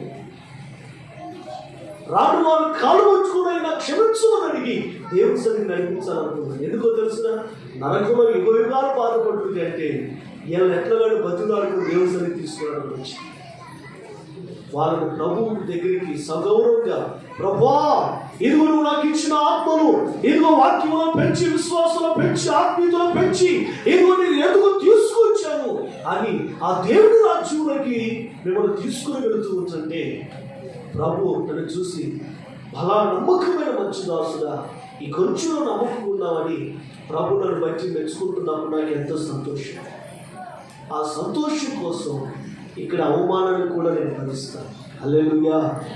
అందుకేనండి తిట్టిన వాళ్ళ దగ్గరికైనా, నన్ను అపార్థం చేసుకున్న వాళ్ళ దగ్గరికైనా, మమ్మల్ని కనుక మా దగ్గరికి రాని వాళ్ళైనా దూషించే వాళ్ళ దగ్గరికైనా వెళ్ళి నేను ఎందుకు ప్రార్థన చేస్తాను, ఎందుకు వాళ్ళతో కలిసిపోతానంటే వారి ఆత్మల గురించి నేను ప్రభు దగ్గర లెక్క చెప్పాలి. ఒక సేవకుడిగా నాకు బాధ్యత ఉంది. ఎందుకంటే వాళ్ళ కోసం ఎంత కన్నీరు కార్చాలని నాకు తెలుసు. ఒక ఆత్మ రక్షణ పొందడానికి ఇదిగో యవనస్తుల కోసం కానీ, ఇదిగో మీ కోసం కానీ, ఇదిగో ఎంతగా ఏడ్చడం ప్రభు దగ్గర. అయ్యా ఒక ఆత్మని అయ్యా ప్రభు దగ్గర, అయ్యా పలానా ఆత్మని పాదాలు చెందుతుందయ్యా, ఇదిగో నీ రక్తంలో కడుగునాయనని వారి కోసం ఎంతగా ప్రార్థించారు. అంతేకాదు ఎన్ని పర్యాల వరకు ఒక సువార్తను బోధించాను. ఇంత ప్రయాసపడి ఇంతగా సంపాదించిన ఆత్మను నేను ఎలా పోగొట్టుకోగలను, నేను ఎలా చాలించుకోగలను? అయ్యా దేవుడు వీళ్ళని కన్నానండి. కన్న బిడ్డలు ఎవరైనా పోగొట్టుకుంటారు చెప్పండి?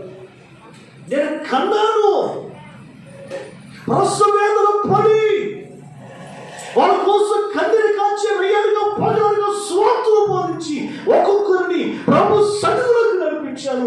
ప్రభు యొక్క ఆత్మలుగా, అంటే ప్రభు యొక్క బిడ్డలుగా దేవుని రాజ్యానికి వారిని సిద్ధపరుస్తున్నారు, రక్షణకు నడిపించారు. అందుకని వారిని రక్షించుకోవడం నా ఆశ. వారి ప్రభు కోసం సిద్ధపడుతున్నారు. ఆ బాధ్యత నాకే కాదు, నీకు కూడా. నీ ఇంట్లో నీ భర్త త్రాగుపోతాడు కదా, నీ ఇంటి ఇరుగు పొరుగు వాళ్ళు ఇరుగు రక్షణ లేకుండా ఇష్టాసరమైన జీవితాన్ని జీవిస్తున్నారు కదా. మన గ్రామంలో ఎంతో మంది మారు మనసు లేక రక్షణ లేక నశించిపోతున్నారు. ఎరిగారా? తెలుసుకున్నారా? మనకు తెలియదండి రక్షించబడిన వాళ్ళు ఎవరు, రక్షణ లేని వాళ్ళు ఎవరు. రక్షణ మన వీధిలో రక్షించబడిన వాళ్ళు ఎవరో, రక్షించబడిన వాళ్ళు ఎవరో నాకు తెలుసన్న వాళ్ళ చేతులు ఎత్తండి. రక్షించబడిన వాళ్ళు, బాప్తిజం తీసుకున్న వాళ్ళు ఎవరో, తీసుకున్న వాళ్ళు ఎవరో నాకు తెలుసు అంటే వాళ్ళ చేతులు ఎత్తండి. ఏనా మాట చదువుతారు? అసలు తెలియదంటగా. రోడ్లో షాప్ గడి పెట్టినా కూడా అసలు ఆ తింట వేళ తెలియదంటగా మీకు. నిజంగా అవునా కదా? ఎంతండి యథార్థంగా తెలీదా? నీ ఇంటి పక్కన రక్షించబడిన వాళ్ళు ఎవరో తెలియదా మీకు? తెలుసా లేదా? మన సంఘంలో రక్షించబడిన వాళ్ళు ఎవరో, రక్షణ పొందలేని ఎవరో తెలియదా? మన వీధిలో, మన బజార్లో ఉన్న గృహాలలో రక్షించబడిన వాళ్ళు ఎవరో, రక్షించబడిన వాళ్ళు ఎవరో తెలియదా? చేయట్లేనా? ఏమి ఎత్తుపోతే ఏమైందో, ఎత్తితే ఏమైందో అన్నట్టు చూస్తారేమో మా తల్లుల. అంత అమాయకులు కాదులే మీరు. ఇది నడిపూడి ఎందనుకున్నా మామూలు విషయంగా కనుక ఒకసారి చేయొద్దండి. అవును కదా? తెలియదా? నిజంగా చెప్పండి. తెలుసు కదా? తెలుసా? తెలియదు? మనందరికీ తెలుసు. రక్షణ పొందిన వారు ఎవరో, రక్షణ పొందిన వాళ్ళు ఎవరో తెలుసు. మరి రక్షణ పొందిన వారు తెలిసి వాళ్ళ కొరకు నువ్వు ఏం చేస్తున్నావు? ఏం చేస్తావు? ఆ పనికి పోలను మారడండి. ఆ పనికి పోలను మారడండి. వాడంతే వాడు సాగుడు సాగు. నేను అంటాను, నేను ప్రభు దగ్గరికి వెళ్ళినప్పుడు అంటాడు, వాడు నీ ఇంటి పక్కనోడే. సువార్త చెప్పావా? వారి కోసం ప్రార్థన చేసావా? ఇంటి పక్కన ఆమె కదా, వదిలే ఊరిగా కూర కోసం ఇదిగో, లేకపోతే దేని కోసం ఉప్పు కారం కోసం వెళ్తావుగా. ఆమె రక్షణ పొందలేని సంగతి నీకు తెలుసు. ఆమె రక్షణ కొరకు నువ్వు ఏం చేసావు? ప్రార్థన చేసావా? సువార్త చెప్పావా? అని నువ్వు అడిగిన ప్రభు అడిగాడు అనుకోండి. అడుగుతాడు, ఖచ్చితంగా ఆ మాట అడుగుతాడు. ఏమో ప్రభా, వాడు చెప్పిన ఎడుగు ప్రభా, అందుకే వదిలేశాను.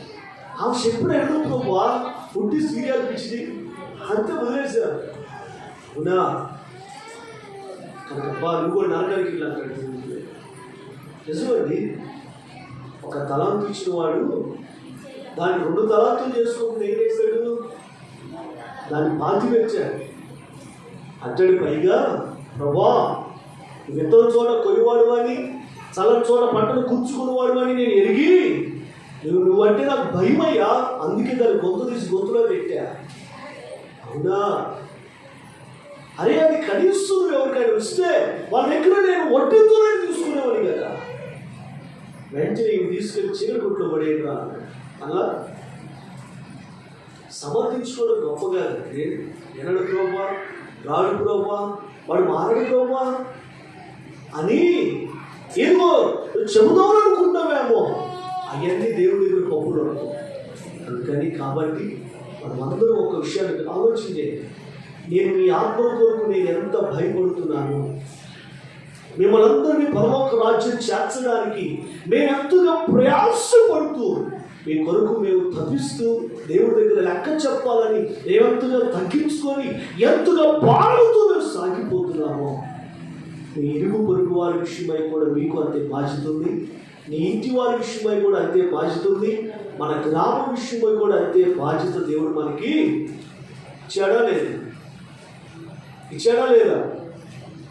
మరి ఇచ్చినప్పుడు ఏం చేస్తున్నావు నువ్వు అంటే సోమరువై నిద్రపోతుందా? కనుక నిన్ను బట్టి యేసయ్య ఏడుస్తుంది. నిన్ను రక్షించినా నీ వల్ల ఒక ఆత్మ కూడా రక్షించబడట్లా, నువ్వు ఎందుకు ప్రయోజనం లేదు, అందుకే నిన్ను బట్టి యేసయ్య ఏడుస్తుంది. కనుక ప్రియమైన చెల్లులారా, ప్రియ అన్న, ప్రభు పేరిట మనం చేస్తున్నాను. ప్రభుకు లెక్క చెప్పవలసిన వారిపై ఉన్నామని తిరిగి ఆత్మల కొరకు ప్రయాసం. నేను ఈరోజు హైదరాబాద్ అలా వెళ్ళడానికి కారణం ఏంటో తెలుసా? అది ఏదో కానుకలు ఇస్తారని కాదు, దేవుడు లేదా.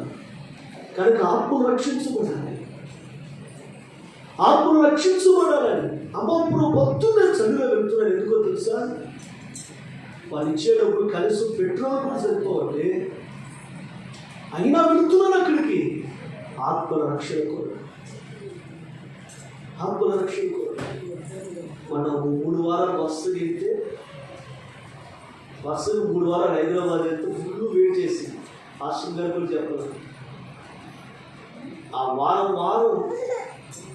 మోషంలో బ్లడ్ పడుతుంది. మోషంలో బ్లడ్ పడుతుందండి. మన ఎలా వివరించారు కానీ మీకు, మోషన్ కంటే బ్లడ్ ఎక్కువ వస్తుంది. అంత వేడి చేసి మళ్ళీ తర్వాత వారం ఆరాధనకి వెళ్ళాల్సి వచ్చింది. సోమవారం నుండి శనివారం వరకు అలాగే ఈ రోజు తగ్గింది అనుకుంటానున్నా కానీ తగ్గట్లేదు. శనివారం దాకా అంతే వచ్చింది. శనివారం మళ్ళీ హైదరాబాద్ వెళ్ళే పని వచ్చింది. వెంటనే టికెట్ బుక్ చేసుకున్నాను. ఆ బలహీనత అంతే ఉన్నా వెళ్ళిపోయాను. రైల్లో ఉంటే అప్పుడు చెప్పా పాస్ ఎందుకు వెళ్ళనన్నా చెప్పా తెలుసా?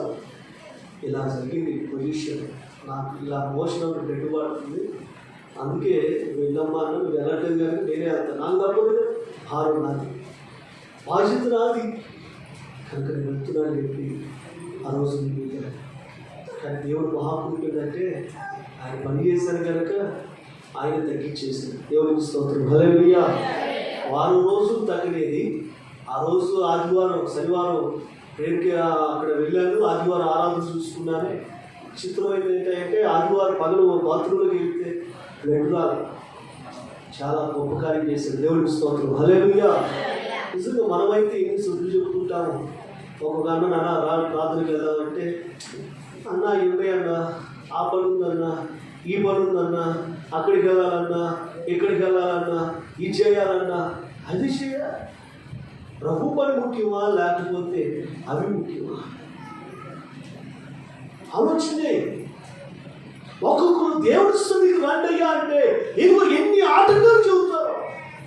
దేవుడి సేవకి రండి, దేవుడి పని రండి అని అంటే ఇదిగో ఎన్ని సొట్టులు, ఎన్ని ఆటంకాలు చెబుతారు. పని కాలేదు, ఈ పని చేయాలి, ఆ పని చేయాలని ఓర్కనే ఉంటారు. ಎಲ್ಲರೂ ప్రభు లెక్క అడుగుతారు. చేయాలి సేవకుడు మారుబెట్టు తెలియట్లేదు మీకు. సేవకుని ఎద్దు నుంచి ఏం నేర్చుకుంటున్నాం ఆలోచన చేయి. సేవకుని కనుక సేవకుడితో కలిసి ఇదిగో సేవకి వరకు నేర్చుకో, లేదా ఇదిగో నియంత్రణ అయ్యా నేను కూడా సేవకు వస్తానని ఇదిగో సేవకు వెళ్ళడం నేర్చుకో. దేవుడు ఒక ప్రార్థన శక్తిని, ఒక విశ్వాసాన్ని ప్రభునికి ఇచ్చినప్పుడు కనుక ఇదిగో దైవజనుడు చెప్పినట్లు నడవడం నేర్చుకోవాలి. తీర్మానం ఉంది కానీ ఏం ప్రయోజనం? సేవకుడు చదివితే అప్పుడు వెలుగులోకి వస్తారా? యేసుప్రభు చచ్చిపోయేదాకా కూడా శిష్యులు జ్ఞానోదయం కాదా? సేవకుడు మేము కూడా అట్లా తిరిగి పోయేదాకా మీకు జ్ఞానోదయం కాదేమో నాకు తెలిసి. ఒకవేళ మీరు అదే ఉద్దేశం అయితే ప్రభుత్వం తొందరగా తీసుకుని ప్రభు అని అడుగుతాను. నిజమండి, సేవకుడిగా ఉండగా సేవకుడితో సహా కలిసి సేవ చేయొచ్చు నీకు మనసు రావట్లేదే. ఇంట్లో పని కంటే సేవ అంత నీచమైపోయినా, ఇదిగో నువ్వు చేసుకునే పనుల కంటే ఇదిగో దేవుడి పరిచయం అంత నీచమైనదా? ఆలోచన. అదంటే అది మీ పని. ఎవరు చెప్పాడు? నా పని. నేను కూడా మీలా విశ్వాసం, కాకపోతే మిమ్మల్ని బలపరచడం ఒక లీటర్లాగా నిలబెట్టాడు అంతే. కానీ ఈ పనిలో అందరూ పాలిపాకుస్తుంది. దేవుడికి స్తోత్రం. హల్లెలూయా. అందరూ పాలిపాకుస్తుంది. సువార్త అందరూ చెప్పాలి. ఇందాక చెప్పాను చూడు, ఏం చెప్పాను? పాస్టర్ గారు ఒక ఊరు వెళ్తే నేను ఒక ఊరు వెళ్ళాలి, మోషయాన్న సుశీలకు ఊరు వెళ్ళాలి, కనుక జానపాలన్న వాళ్ళ ఊరు వెళ్ళాలి, ప్రియా దేవుడు వెళ్ళారా కనుక సురేష్ అన్న వాళ్ళ ఊరు వెళ్ళాలి, అట్లాగే ప్రభు చిత్తంలో అన్నారాలు కూడా ఊరు వెళ్ళాలి, కనుక అదే రీతిగా అదే వేళలో పిచ్చిలో ఊరు వెళ్ళాలి, అదే రీతిలో మీ యజమాని కూడా అయితే మీరు ఊరు వెళ్ళాలి. వారానికి వచ్చేసరికి తలా ఒక ఊరేళ్ళు సువార్త చెప్పగలిగినంతగా దేవుడు ఇక్కడ ఇదిగో గొప్పగా దేవుడు ప్రతి ఒక్కరిని వాడుకోవాలి. ప్రతి ఒక్కరూ దేవుడు పొందగలరు. ఇది నాకు తెలియదు, నాకు చేత కదను, ఎంతో చేత కదనవే, పోట్లాడే చేత కదనవే, అన్ని చేత వచ్చిన దేవుడి పని చేత కదా. ప్రభు లెక్కడికి వారితో పాటు నీ నరకంలో పంపితేగా నాకు తెలియదు. ఎన్ని కూడా లెక్కడికి వాడు ఆత్మకు నీవే ఉత్తరవాదివి అని రేపు వాడితో కలిసి నిన్ను కూడా నరకంలో నెట్టేసి ఆ వేదన పడుతున్న స్థలంలో నువ్వు పడితే అయ్యో నేను ఎందుకు ఒక మాట చెప్పలేకపోయాను కనుక. కాబట్టి ప్రియా దేవుడు బిడ్డగా నేను అంటున్నాను, నీవు దేవుడి పని కొరకు వాడబడట్లేదు కనుక దేవుడు దుఃఖపడుతున్నాడు. దేవుడి సేవ కొరకు ఉపయోగపడట్లేదు కనుకే దేవుడు నిన్ను బట్టి ఏడుస్తూ ఉన్నాడు. కనుక ఎక్కడైనా దేవుడి పని కోసం వస్తావా? ఏసై పనిలో సాగిపోతావా? దేవుడి మహిమ కొరకు వాడబడతావా? దేవుడి కోసం ఒక ఆత్మనైనా నీవు ప్రభు కోసం సంపాదిస్తావా? ఆలోచించు. ఈరోజు మనం అందరం మరలా ఇంకా 2-3 వారాలే ఉన్నారు. అందుకే ఇప్పుడే సమృద్ధిగా దేవుడి స్తోత్రం రైట్. కనుక అందుకని సంపూర్ణంగా దేవుడు వాక్యం చెబుతున్నాను. దయచేసి అందరూ కూడా ప్రభు కోసం నిలబడి దేవుడు దుఃఖపరచు. ఒకవేళ మీరు పాపంలో ఉన్నారంటే దేవుడు దుఃఖపడతాడు, ప్లస్ సేవకుడు మేము దుఃఖపడతాం. నిజమండి, మీరు ఫలించలేకపోతే సేవకుడు మాకు దుఃఖమే, దేవుడికి దుఃఖమే. ఉండడానికి ఉన్నాను కానీ ఉపయోగపడని పాత్రలు అయితే దేవుడికి దుఃఖమే, మాకు దుఃఖమే. చూడండి, కొన్ని సంఘాలు స్వార్థకు దైవజనుల మాట సెలవిస్తే పరిగెత్తుతారండి. ఈరోజు ఎందుకను మనకి ఉన్నారు వాక్యం చెప్పగలిగిన వారు, మనకి ఉన్నారు ప్రార్థన చేయగలిగిన వారు, మనకి ఉన్నారు సేవ అంటే పరిగెత్తగలిగిన వారు. కానీ వెనకాల లాగులు పీవులు ఎక్కువైపోయాయి.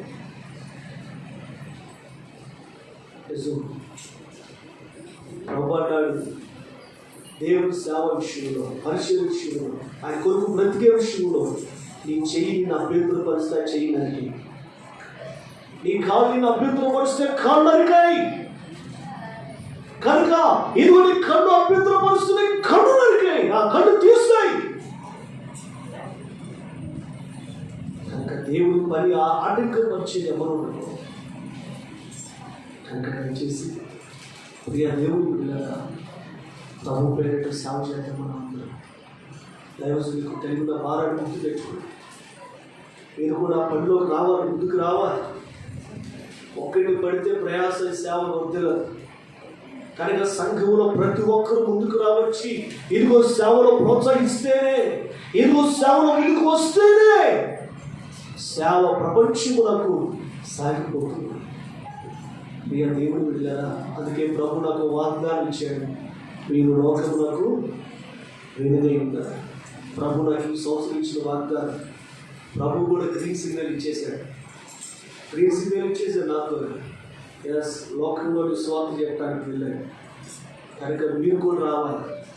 మీరు కూడా యేసు క్రీస్తు నా శిష్యులు వెంబడించినట్లుగా ప్రియ దేవుడి విడుదల మీరు కూడా ఇదిగో సేవకులు వెంబడించి స్వార్థ పనిలో సాగిపోవాలి.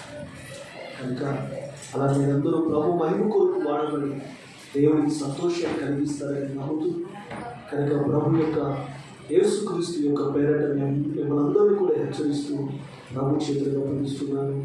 అతి కృప పరిశుద్ధాత్మ దేవుడు మనకు దయచేయుగాక. ఆమేన్. కనుక 4 విషయాలు దేవుడు ఎందుకు కన్నీరు కాస్తాడు చెప్పండి. ఒకటి, మన కన్నీరు వస్తే ఆయన కన్నీరు కాలుస్తాడు. రెండోది, మన పాపంలో ఉంటే మన పాపాన్ని బట్టి ఆయన బాధపడుతున్నాడు.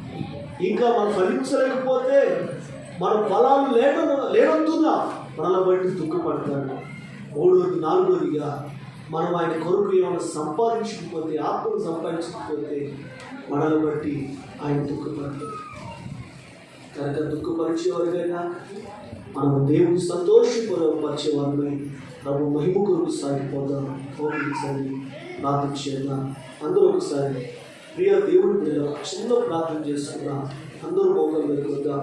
యేసయ్యా, నేను దుఃఖపరిచేదయ్యా, అయ్యా నాలో దుఃఖాన్ని తీసుకునేప్పుడు అయ్యా నేను దుఃఖపరిచే అయ్యా ఇదిగో స్వభావం దేవా, మార్పు లేని జీవితం నాకు ఉందయ్యా. అయ్యా ఇదిగో ఫలాలు లేని బ్రతుకు నాకు ఉందయ్యా. దేవ ఆత్మ రక్షణ లేని అయ్యా, ఆత్మ రక్షించలేని అయ్యా ఇదిగోనైనా అయ్యా గొడ్డుపోతు జీవితం నాకు ఉందయ్యా. దేవ అంతేకాదయ్యా, అయ్యా ఇదిగో ప్రతి విషయంలో నువ్వు ఉన్నావని విశ్వాసంతో సాగిపోవాలే కానీ, అయ్యా నా దేవుడు ఉన్నాడని ఇదిగో నేను సాగిపోవాలే కానీ ప్రతి చిన్న కష్టానికి శ్రమకు నేను దుఃఖపడకూడదయ్యా. ఎందుకంటే నా విశ్వాసంలో సవరించి నేను దుఃఖపరుస్తున్నాను. అంతేకాదు యేసయ్యా, మా ప్రభువా, నా తండ్రి, నా దేవా, అయ్యా ఇదిగో నైనా దేవా జ్ఞాపకం చేసుకోయ్యా. అయ్యా పాపములో ఉన్నానేమో, నా మాట, నా చూపు, నా తలం అయ్యా ఇదిగోనైనా వ్యతిరేకమైన అయ్యా ఇదిగోనైనా నా దేహముతో అయ్యా పాపములకు దాసులైపోయానేమో. ఈ దేహంతో నేను పాపాన్ని చేసుకున్నానేమో. అయ్యా నన్ను క్షమించయ్యా. ఎందుకంటే నీతిమంతుడిగా ఉండడానికి నన్ను ఎన్నుకున్నావు కానీ అపవిత్రుడిగా ఉండడానికి నన్ను పిలవలేదు. అయ్యా నీతిమంతుడే నేను బ్రతకాలి. నీతిమంతుడు అయ్యా రక్షణ అయ్యా నీతినయ్యా కడ వరకు కాపాడుకొని అయ్యా నీవు సంతోషపెట్టగలిగిన మనసు నాకు అయ్యా. నీకు నా ప్రవక్తనయ్యా నేను దుఃఖపెట్టకూడదయ్యా. నా జీవితం నేను దుఃఖపెట్టకూడదయ్యా. ప్రార్థనకు వస్తున్నానంటే అయ్యా రక్షించబడ్డానంటే దేవా ఎదుగో నేను నా రక్షణ నా నీతిని కడ వరకు కాపాడుకోవాలి. అయ్యా పాపానికి రాజు పడకూడదు, పాపానికి రాజ్యం పడకూడదయ్యా. అయ్యో పాపం అనేది నాకు రాకూడదు ప్రభా. దేవా నేను మారాలి, నా బ్రతుకు మారాలి. అయ్యా సీరియల్ చుట్టూ మానిపించయ్యా, సీరియల్ సినిమా చుట్టాలు మానిపించయ్యా, బూతులాటం మానిపించయ్యా. అయ్యా ఇదిగో చెడు చూపులు, చెడు తలంపులు, చెడు క్రియలు, చెడు వినికిడి, చెడు ఆలోచనలు అయ్యా చెడు నడవడిక నాలో మానిపించయ్యా. నాలో ఉండకూడదయ్యా చెడు, నాలో చెడు తీసుకోయి ప్రభా. నన్ను కడిగేస్తాయి, నన్ను కడిగేస్తాయి, నన్ను కడిగేయ. ఇప్పటి వరకు నాయన నా ఇష్టం నా జీవితం ఉన్నట్టు బ్రతికాయ్యా.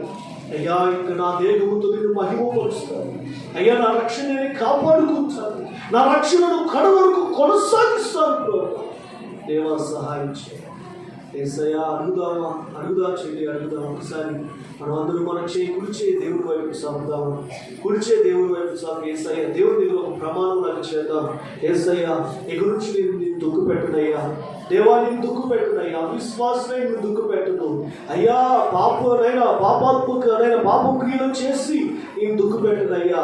అయ్యా ఇదిగోనైనా మోడుపడిన జీవితాన్ని కలిగి నేను దుఃఖ పెట్టనయ్యా. అంతేకాదయ్యా ఇదిగో పనికిరాని పాత్రుడై నేను దుఃఖ పెట్టనయ్యా. అయ్యా అయ్యా అయ్యా అయ్యా అయ్యా ఇక నుంచి నైనా విశ్వాసం సాగిపోతానైనా నన్ను వాడుకో. అడుగుదా వేసాడు యేసయ్యా, విశ్వాసంలో నేను సాగిపోతానని వాడుకో ప్రభా. అయ్యో నా పరిశుద్ధత నేను కాపాడుకుంటాను దేవా, నేను సంతోష పెడతానయ్యా.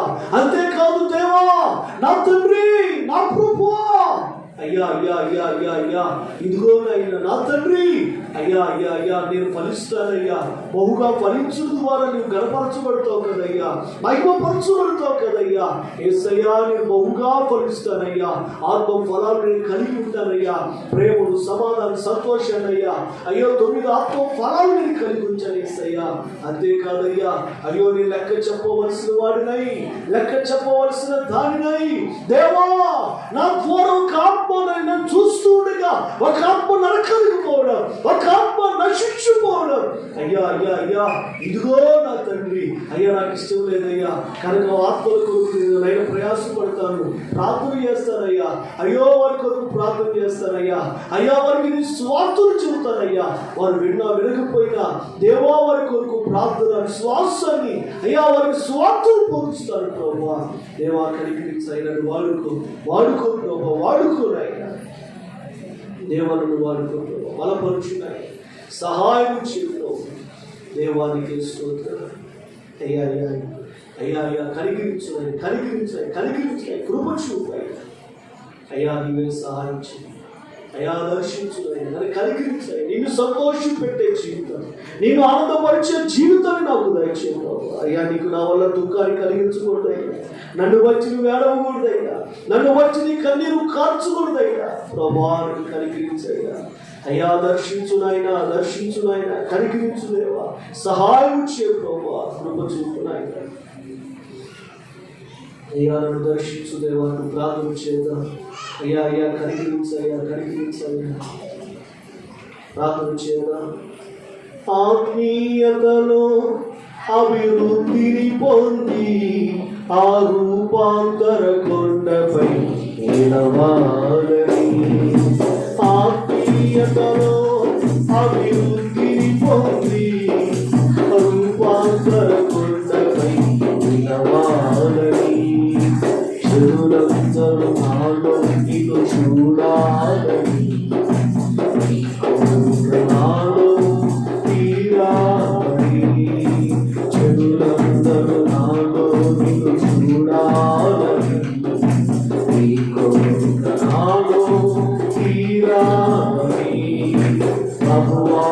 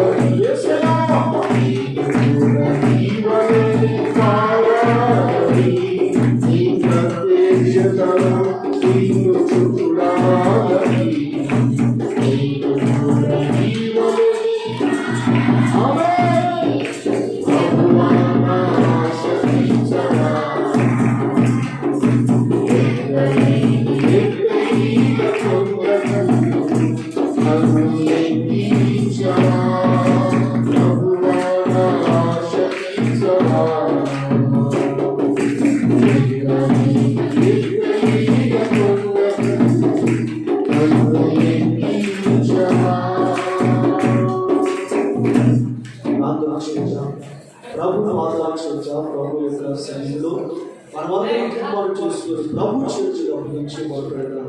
యేసయ్యా కనికరించి అయ్యా నీకు హృదయ అయ్యా నీలోనైనా అయ్యా నీకు దుఃఖాన్ని కలిగించే జీవితం నా నుంచి తీసుకు, నీకు బాధ పెట్టే మనస్సు నా నుంచి తీసుకు. నా ప్రవర్తన, నా క్రియలు, నా నడవడిక ఏది కూడా అయ్యా నీకు ఆయాస్కారం ఉండకూడదు. దేవాన్ని గర్వపరచాలి. అయ్యా నీకు సాక్షిగా అడుగుతున్నారు యేసయ్యా. ప్రభు మీ ప్రార్థన వినబోతున్నారు. ఇదిగో దేవుడు నీ ప్రార్థన విని నీ జీవితంలో ఒక నూతనమైన కార్యం ప్రభు చేయడం. ప్రార్థన చేద్దాం. ప్రార్థన ప్రత్యేకమైన సమయంలో అది భాషగా ఇచ్చిన ప్రార్థన చేస్తుంది.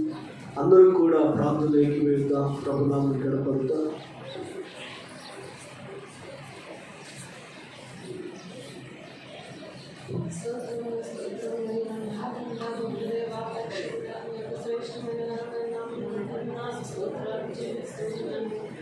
ఈ యొక్క పరిశుద్ధాలను జరిగించిన విధానాన్ని బట్టి వందనాలు.